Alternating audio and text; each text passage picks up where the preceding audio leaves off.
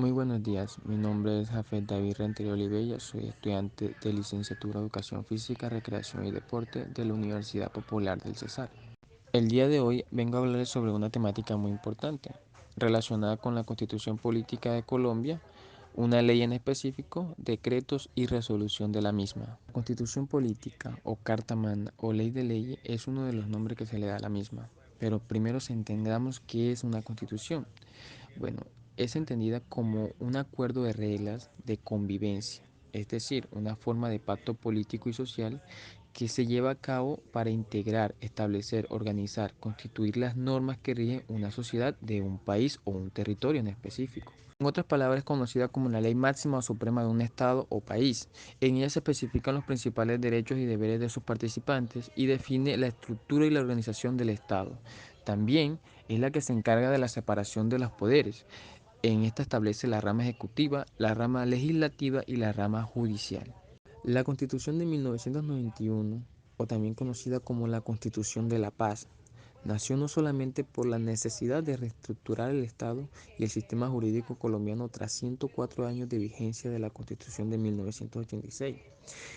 En pocas palabras, nace como un instrumento de reivindicación de las libertades, las garantías y los derechos hasta entonces limitados por la Constitución de 1886. También sale como una respuesta institucional a las vías de formas de violencia que asolapaban el país en ese entonces. En pocas palabras, nace o surge por la necesidad de buscar una alternativa a la salida de la violencia en la cual estaba sucumbida el país en ese entonces. Su inicio tiene origen en el movimiento de la Séptima Papeleta, que era un movimiento integrado por jóvenes universitarios de universidades públicas y privadas de Colombia. Ellos retomaron la idea de incluir en las elecciones de marzo de 1990 en una séptima papeleta que era si el pueblo estaba a favor o en contra de establecer o de votar por una Asamblea Nacional Constituyente para reformar como tal el Estado. Aunque no fue formal, se obtuvieron más de 2 millones de votos de los 7 millones que fueron a las urnas, por lo cual la Corte Suprema tuvo en consideración la inclusión de esta en las elecciones presidenciales de los próximos años. En las siguientes consultas, el 86% de los votantes estuvieron a favor, por lo cual el 9 de diciembre, por medio del actual presidente César Gaviria, se eligieron a los 70 miembros que harían parte de la Asamblea Nacional Constituyente de la época. Y como una alternativa para hacer una inclusión y establecer la paz con los grupos armados de la época, se dieron la iniciativa de la participación verbal pero sin voto de alguno de los miembros de estos grupos armados de la época. Para poder llevar a cabo con todos los temas que iba a abarcar la nueva constitución, se establecieron 5 asambleas, las cuales tenían prioridades y hacían énfasis en cada uno de los temas de la parte política. Comisión primera, principios y derechos fundamentales. Comisión segunda, autonomía regional. La comisión tercera abarcaba las reformas al gobierno y al Congreso Nacional. La comisión cuarta hacía énfasis en la administración de justicia y ministerio público. Y la comisión cuarta, muy fundamental y característica, era los temas de servicios y la permanencia y la protección del medio ambiente. Y esta discusión se mantuvo hasta el 4 de julio de 1991, donde se firmó el documento y se dio la dictaminación final acerca de la Constitución de 1991. Por último, se estableció la estructura de la Constitución política. Como inicio se da un título que es representada con números romanos y anuncia el contenido de las normas y la ley o derecho que se está dando. Segundo, vendrían siendo los capítulos que dividen los títulos y especifica la función de la norma o ley. Y por tercero, vendrían los artículos que explica puntualmente el contenido de la norma y algunos artículos consiguientes en párrafos. Seguidamente, después de la firma de la Carta Política establecida en 1991, se establecieron unas políticas de un sistema general de participación establecidos en la Ley 715 del 2001, en las cuales se establece que el 46% de los ingresos corrientes de la nación, el ICN, deberían ser transferidos a las entidades territoriales. Estas transferencias serían destinadas directamente al sector de la salud, de la educación, de agua potable, saneamiento básico y serían a través de dos bolsas. Por un lado tendríamos el situado fiscal que sería directamente a los departamentos y por otro lado la segunda bolsa sería las participaciones municipales que vendría siendo el dinero girado directamente a los municipios. El CGP digamos que corresponde directamente a los recursos del gobierno nacional central, en donde especifica los trámites que se tienen que realizar, tanto a los distritos, a municipios y departamentos, en cuestión de la salud, la educación, el agua potable, el saneamiento básico y para lo posterior que incluye la parte general. Esto es encontrado en el artículo 356 y el 357 de la Constitución Política de 1991, donde establecieron nuevas responsabilidades al gobierno. También se incluyen los recursos necesarios para poder ejercerlas, profundizando así en el proceso de descentralización política y administrativa de Colombia, lo que quiere decir que se le daba un tipo de autonomía para tomar las propias decisiones a los departamentos, los municipios o distritos aledaños.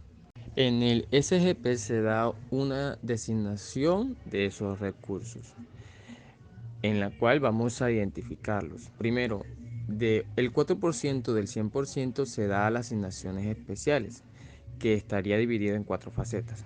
La primera vendría siendo la alimentación escolar, tanto en municipios y distritos, que equivale a un 0,5%. La segunda vendría siendo el revestimiento del río Magdalena, también sea en municipio y distrito, que vendría siendo un 0,8%. El tercero vendría siendo el resguardo indígena y poblaciones adherentes, que este equivale a un 0,53% de ese 4% que se da a asignaciones especiales. Y por último vendría siendo el fondo de pensiones en territorios, que vendría siendo tanto departamentos, municipios y distritos, que vendría siendo del 2,94%. Mientras que por otro lado encontramos la distribución de sectores. Por un lado, esto equivale al 96% del 100%, del cual se incluye en un campo muy fuerte lo que es el desarrollo de las primeras infancias, ¿verdad? Esto vendría siendo también en cuatro facetas. La educación, donde se incluye el 58,5%, tanto en departamentos, municipios y distritos, en puntuación del acondicionamiento de las instituciones, ¿verdad? La segunda parte vendría siendo la salud, también en departamento, municipio y distrito, pero equivalente al 24,5%, que viene siendo el régimen de salud subsidiada en municipio y distrito, régimen de salud pública en las tres facetas y prestación de servicio en las tres facetas también. El tercer ítem vendría siendo el agua potable que se da en el departamento, los municipios y distritos, que equivale al 5,4%. La última faceta equivale a la población general en los departamentos, municipios y distritos, equivaliendo al 11,6%, que es el recurso como tal que se le da a todos los municipios y a un total de municipios con un promedio de 25.000 habitantes, establecido más o menos de esa forma. Para poder hablar del decreto 1860 de 1994, primero tenemos que abarcar lo que es la ley 115 de 1994. Esta ley quiso establecer o dictaminar cómo se debería estructurar o organizar el sistema educativo en dicho país. En la ley 115 se dieron los parámetros, los reglamentos, los procedimientos, en fin, todo lo que tenía que abarcar con la secuencia o el buen procedimiento del desarrollo de aprendizaje y conocimiento en los procesos educativos. Pero en dicha ley no se estableció todo de un orden concreto, por lo cual se tuvo que innovar o se tuvo que introducir el decreto 1860 de 1994 para corregir aquellas falencias que se encontraban en dicha ley. Establece los procesos pedagógicos y organizativos generales con el objetivo de orientar el ejercicio con las respectivas competencias para todos y cada uno de los establecimientos educativos, haciendo énfasis en el ejercicio de autonomía escolar. evaluando de forma continua a los estudiantes de primaria y básica.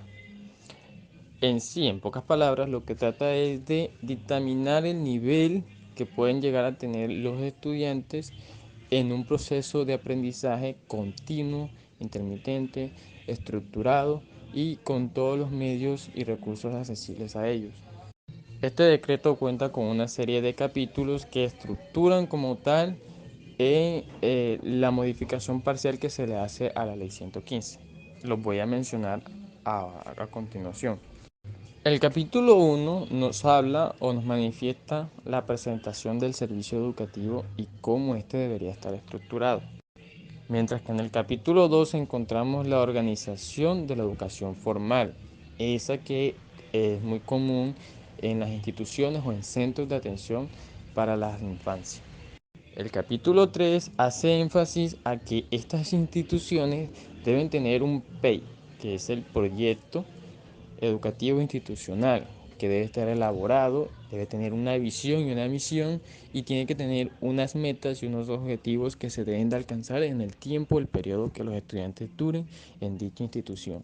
Que al salir con eso tienen que tener las capacidades para afrontarse la vida con el mejor conocimiento posible. En el capítulo 4 encontramos las facetas del gobierno escolar y la organización que éste debe presentar.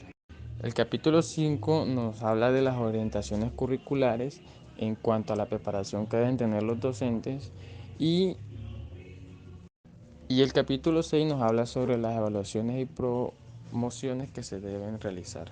Mientras que el capítulo 7 nos habla del calendario académico y cómo debe estar estructurado para cumplir un año natural. Y el capítulo 8 nos habla de las disposiciones finales y vigencias. Este decreto valida como tal y reglamenta que todos, sin discriminación alguna o de ningún tipo, puedan acceder a todos los niveles de preparación, ya sea preescolar, primaria, secundaria, básica, hasta poder llegar a una preparación más eficiente y formal que vendría siendo universitaria. Para finalizar, vamos a concluir con la resolución 2043 y 804 de 1998, en la cual hace énfasis a la protección y garantías que se le dan a los grupos étnicos. Esta resolución se busca que los grupos étnicos tengan una autonomía y que no se le violente sus derechos como tal. También se busca que no pierdan su identidad cultural, que puedan sostener sus ideales, sus tradiciones y que no se vean influenciados por otro tipo de comunidades. Tampoco se tiene que ver una discriminación a ninguno de estos. También se le tienen que presentar y velar, darles unos beneficios y garantías especiales a estas comunidades que no cuentan con los recursos necesarios, al ser incluidos en el presupuesto nacional para poder desarrollar en cuanto al desarrollo eficiente e integral que tienen otras poblaciones en el país. Eso es todo por hoy. Muchas gracias. Espero que este video les sirva de mucho.